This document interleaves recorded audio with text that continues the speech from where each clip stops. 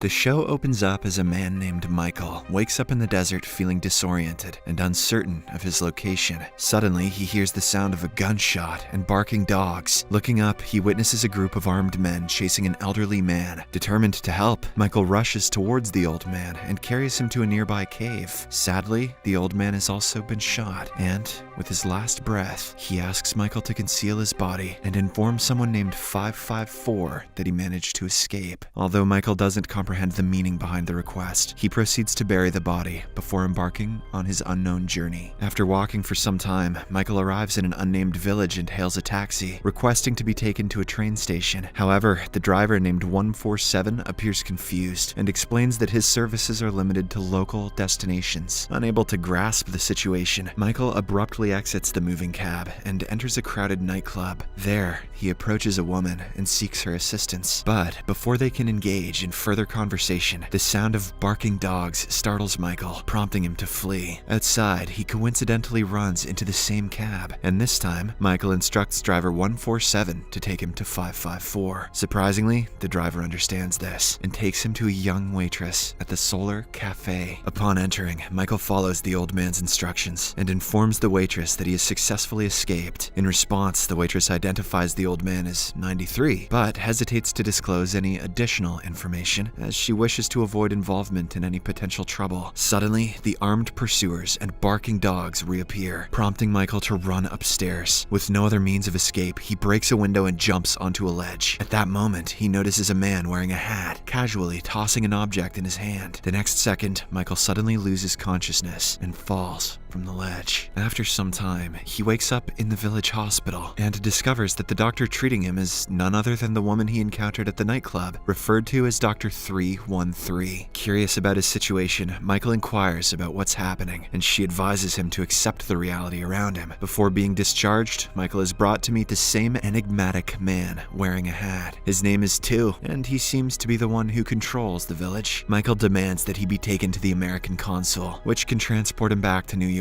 However, Tu, who addresses Michael as Six, informs him that New York doesn't exist. Following this, Michael is driven to an apartment labeled number 6, which bears a striking resemblance to his apartment in New York. The next day, while wandering through the streets of the village, Michael notices 2 prominent towers in the distance. Driven by his determination to find an escape, he purchases a map from a local shopkeeper, steals a cab, and ventures out into the desert. He then climbs up to the highest point of a rock formation and searches for an escape route, but doesn't find any. Overwhelmed by fatigue, Michael collapses on the ground. After a while, 313 discovers him in the desert and takes him back to the village in her car. The following day, Michael visits the old man 93's apartment in search of clues. Inside, he discovers a drawing depicting Big Ben in London. Michael then seeks an explanation about the drawing from 554. Initially hesitant, 554 reveals to him about 93's dreams regarding another world. 93 believed that they were prisoners being held in the village. Furthermore, 554 asserts that there are others who also experience these dreams and proceeds to share her own drawing, a recurring vision featuring the Statue of Liberty. This revelation ignites hope within Michael, and he assures 554 that they'll work together to find a way out of the village. Michael has drawings too, many drawings of McDonald's, but he keeps them a secret for now. On the following morning, Michael awakens to the sound of the final rites for 93. Hurriedly, he steps outside and informs the mourners that there exists another place beyond the village, and that 93 had discovered a way out. However, Tu dismisses his claims and proceeds with the final ritual. After this, Michael heads towards the Solar Cafe in search of 554. While outside the cafe, he notices an unidentified man listening to news of a gas explosion. Shortly after, a devastating explosion rocks the cafe, resulting in numerous deaths. Frantically searching for 554, Michael finds her on the brink of death. In her final moments, she instructs him to follow the towers. In the aftermath of this tragedy, Michael regains consciousness in the desert, where he had been lying unconscious. The sight of a seagull triggers a childhood memory of a beach trip with his brother. At that moment, a man named 16 awakens him and escorts him back to the village. They visit Tu, who insists that 16 is Michael's brother. Despite Michael's denial, 16 presents a childhood photograph as evidence of their connection. Confused and unable to comprehend the situation, Michael gets angry and accuses Tu of trying to manipulate his mind. In the next scene, 16 takes Michael to his home, where his children joyfully welcome him. They call Michael Uncle Six, stealing Drake's nickname. bold. 16's wife then prepares Michael's favorite meal, and the family enjoys an episode of a soap opera called Wonkers set in the village. Later, in a private conversation, 16 manages to persuade Michael to consider attending therapy sessions. Meanwhile, 2, in his mansion, tending to his bedridden wife, he administers 3 different colored tablets to her, but the nature of these medications remains unknown. 2 has a son named 1112 who frequently spies on his father in an attempt to uncover the purpose behind those medicines. Elsewhere, Michael attends a therapy session conducted by a psychiatrist named 70, along with his alter ego, Shadow 70. During the session, Michael opens up about the seagulls he saw in the desert, triggering memories of a childhood beach trip with his brother. However, the therapist fails to grasp the meaning of seagulls and the beach. Realizing that therapy won't be of any help, Michael abruptly stands up and leaves. Shortly after his departure, 2 visits the therapist to inquire about 6's progress. 70 reports that, as expected, 6 shows resistance to therapy and remains preoccupied with thoughts of escaping the village. Later that day, 16 takes Michael to work as a sightseeing bus driver. Michael is nervous as he hasn't driven a bus in his life, but his brother is pretty sure that he can handle it. Michael takes the wheel and provides a guided tour of the village to the passengers, while 16 offers commentary on the various sites. Eventually, Michael drives the bus towards the desert, where they stumble upon an anchor partially buried in the sand. Michael assumes it is from a ship, suggesting the presence of an ocean nearby. However, 16 dismisses it as a desert illusion and leads Michael to an abandoned train station, triggering memories of their childhood playtime there. They refer to the place as the edge of the world, which strikes a chord with Michael. At that moment, a passenger approaches them and shares her experience of hearing the sound of the ocean during her initial visit. The next day, Michael takes number 313 to the ruins and expresses a peculiar connection to the location. Trusting his instincts, he discovers an old box containing a childhood note he had written. 313 regards it as evidence of the village's reality, but Michael remains skeptical, considering that it might be a trick. Later that night, he has a vision of his time in New York City, where he encounters a woman named Lucy. In the vision, Lucy approaches him to borrow his phone, and as they chat, Michael invites her to his place. While exchanging personal information, Michael reveals that he used to work as an analyst for a company called SummaCore, but resigned after noticing unusual changes in people. Here, we learn that SummaCore is experimenting with their new creation, a simulation village where people who are suffering from problems can live a peaceful and happy life. Upon hearing this, Lucy discloses that she also works for SummaCore and informs him that the company still has control over him. On another sunny day in the village, the tour bus makes a stop at 2's mansion. Unexpectedly, both 2 and his son board the bus, making an announcement that a lucky family will be awarded a holiday trip to Escape Resort. The winner happens to be 16. As a result, 16, along with his family, including Michael, embark on the journey towards Escape Resort the following day. During the drive, Michael's gaze fixates on the towers, so he steers the bus in that direction. Suddenly, he experiences a jarring vision of the ocean, as well as 2 seated behind on the bus. After a brief moment, Michael snaps back to reality. With a confused mind, he apologizes to 16 for the way he's been acting, and reluctantly accepts him as his brother. However, upon reaching Escape Resort, 16 reveals that he was forced into lying and that they're not brothers. He admits to being unsure of what 2 wants from 6, but it might relate to the so-called another world. Having shared this revelation, 16 becomes fearful of the consequences, but Michael reassures him that they'll soon find a means to escape the village. After their trip, Michael, 16, and the passenger from earlier venture out in search of the ocean. After walking for some time, they eventually come across its majestic presence. In a moment of elation, 16 rushes into the water. Michael tries to stop him, but it proves too late as a glowing rover attacks, causing 16 to drown. This incident triggers a sense of panic within Michael, prompting him to return to 16's home and deliver the devastating news of his demise. However, to Michael's bewilderment, the family appears unaffected by the tragedy. Unable to comprehend the situation, Michael begins to experience a mental breakdown. In the next scene, Michael once again finds himself lying in the desert, and this time he is approached by a guy named 909, who leads him back to 2. The latter introduces 909 as an undercover agent and proposes that Michael Michael collaborate with him to spy on other covert cells within the village. This way, Michael can reach other fellow dreamers, those who can still retain memories of the outside world. Although skeptical of it being another trap, Michael recognizes the potential benefits for himself and agrees to the proposition. Their first assignment involves monitoring a school teacher named 1955, who is suspected of being a dreamer. To carry out their task, Michael poses as a teacher and keeps a watchful eye on the classroom. Seizing the opportunity, he encourages his students to investigate and gather information about what's really happening in the village. Eventually, Michael learns that the man he knows as 2 is only the latest in a series of 2s, and that there is no 1, nor has there ever been. As the days pass, Michael uncovers the fact that all the villagers are spying on each other. He even discovers that 909 is monitoring his activities and reporting back to 2. As a result, Michael also begins to leverage his undercover role in an unusual way for his own advantage. One night, while spying on 1995 at his residence, the situation takes a horrifying turn as 1995 notices their presence and proceeds to harm himself with a blade. Witnessing this shocking act, Michael freaks out and promptly rushes 1995 to the hospital. After some time, 1995 regains consciousness and finds Michael by his side. Our protagonist inquires about the motive behind the self-inflicted harm and whether he fears anyone, but 1995 doesn't reply to anything. Meanwhile, 313 begins to sketch depictions of the outside world. One day, Michael meets up with her and asks if she possesses any knowledge regarding the outside world. However, she remains reluctant to disclose anything to him. Furthermore, she realizes that she should maintain distance from Michael, as she believes that those who become close to him tend to meet unfortunate fates. Left with no alternative, Michael secretly starts observing and monitoring her activities to ensure her safety. Unfortunately, this secrecy is short-lived, as an anonymous individual sends her photographs of Michael spying on her. This breaks her heart, as she didn't expect such activity from him. But little does she know that she is one of the targets whose life is in danger. The scene then cuts to 2's mansion, where he administers his wife with a different medication, surprisingly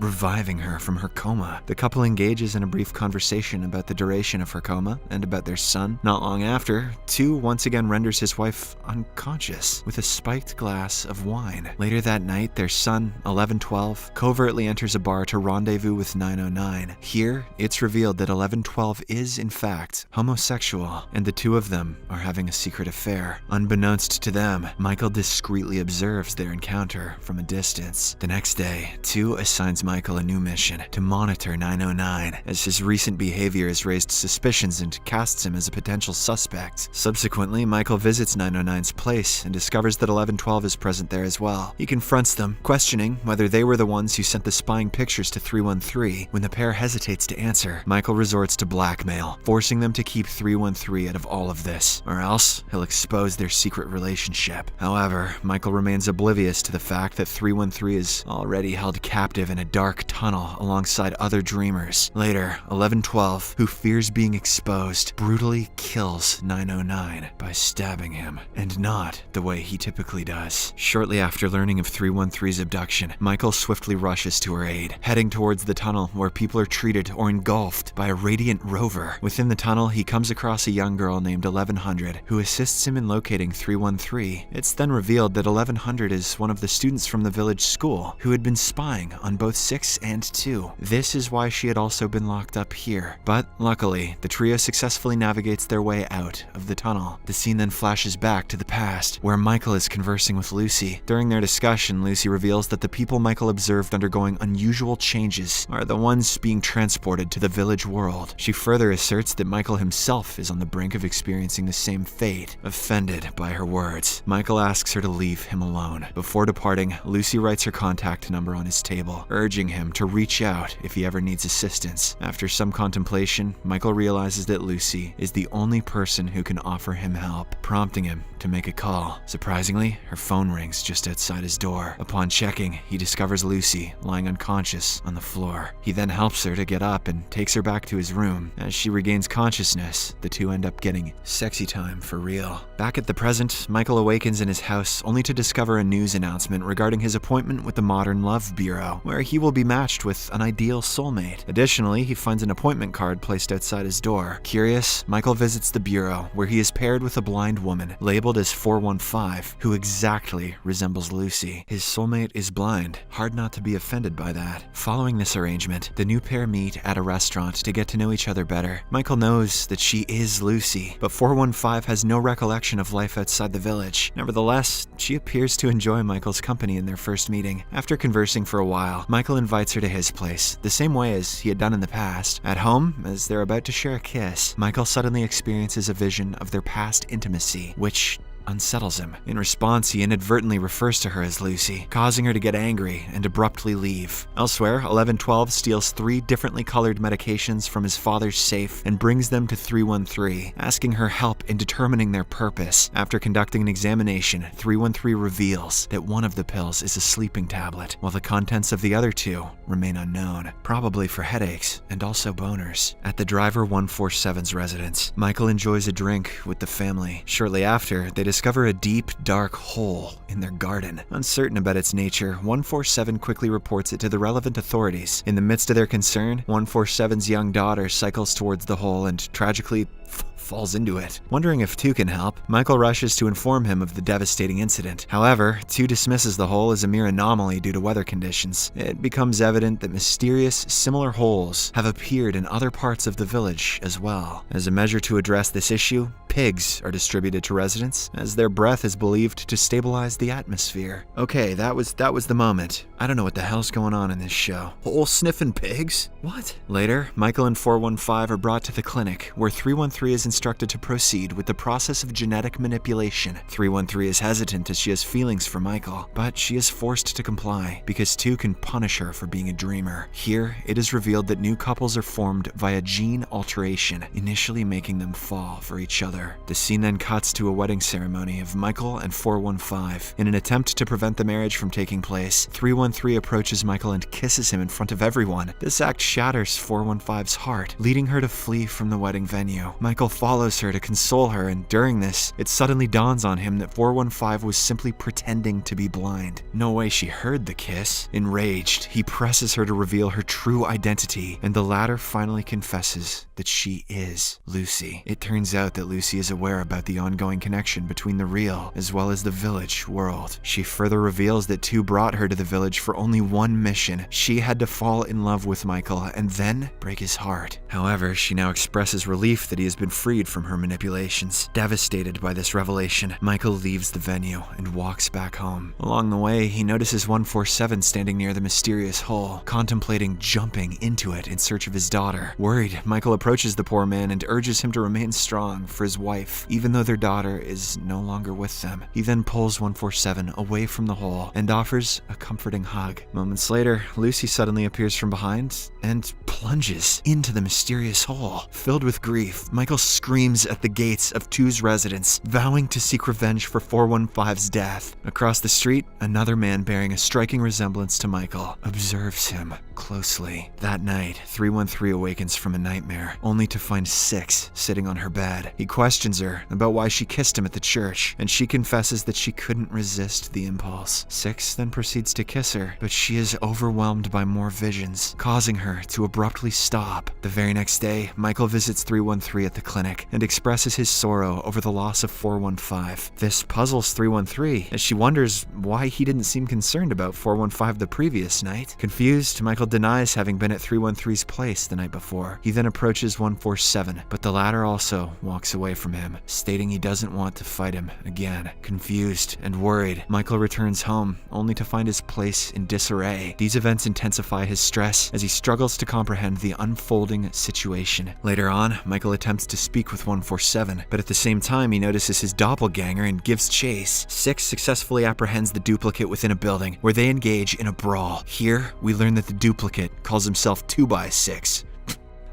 A vengeful version of 6 who has a sole mission of killing 2 and being named after a piece of wood. Despite our protagonist also disliking 2, he stops his double from committing the crime. He says that they will have to act calmly or else trouble will come. Meanwhile, there is also a duplicate of 2 wandering within the village, labeling himself as the Un2 or the Numberless, who has a different purpose. This is becoming some Kingdom Hearts ass shit. Shortly after, 147 finds Un2 and brings him to his home to protect him from detection as a numberless wanderer. However, 147 can't hide him for long, as the dogs looking for the impersonator arrive and chase Un-2 away. Elsewhere, 1112 administers a medication to his mother and finally awakens her. This is the first time he spends quality time alone with her. During their conversation, 1112 inquires whether he can go to the other place. In response, his mother reveals that it's not possible for the ones born in the village to leave. Although initially saddened by this revelation, 1112 somehow manages to calm himself down, realizing there is no solution. He then gently puts his mother back to sleep. Meanwhile, 313 continues to be plagued by unsettling visions. Overwhelmed, she flees her apartment and eventually finds herself in the heart of the desert. There, she discovers a glass door adorned with the Sumacore logo. Intrigued, she enters and is astounded to discover that it serves as a portal to another world. In the real world, Michael goes back to the Sumacore building and makes his way to a specific floor. Upon entering, he gazes through a window and is stunned to spot Six in the village. Desperate to grab Six's attention, he pounds on the window, but his efforts prove futile. It turns out that the Sumacore building is none other than the tower that is seen from the village. Just then, an approaching woman informs him that his car is ready to take him to his appointment with Mr. Curtis. The village is experiencing an expansion as an increasing number of newcomers arrive. Unlike Six, these newcomers believe they are coming from the village rather than from another world. Meanwhile, Six experiences intensifying pain within his body and discovers that he is slowly dying. He currently finds himself at the cemetery, where he meets 1112, placing flowers on the grave of 909. Six proposes that they work together to escape the village. However, the young boy expresses no desire to leave the village. In the real world, Michael is escorted to Mr. Curtis's car, where we recognize the driver as 147 from the village. Upon arriving at their destination, Michael meets Mr. Curtis and his wife Helen, who are none other than Two and his wife from the village. It's all coming together now.